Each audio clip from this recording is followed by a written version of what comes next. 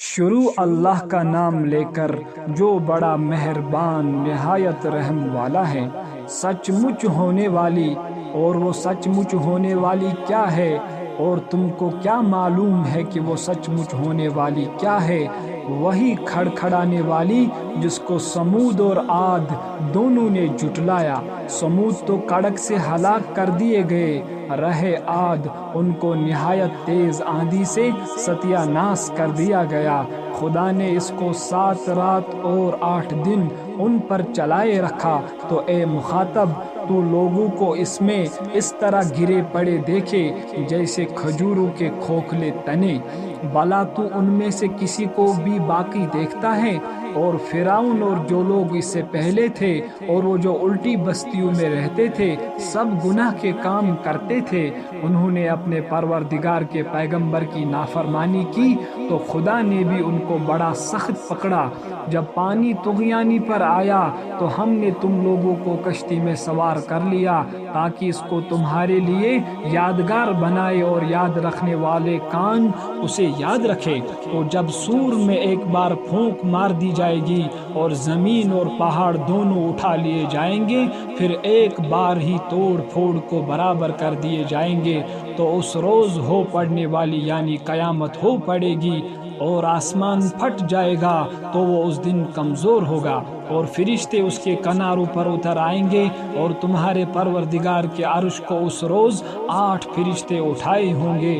اس روز تم سب لوگوں کے سامنے پیش کیے جاؤ گے اور تمہاری کوئی پوشیدہ بات چھپی نہ رہے گی۔ تو جس کا اعمال نامہ اس کے داہنے ہاتھ میں دیا جائے گا، وہ دوسروں سے کہے گا کہ لیجئے میرا نامہ اعمال پڑھیے، مجھے یقین تھا کہ مجھ کو میرا حساب کتاب ضرور ملے گا۔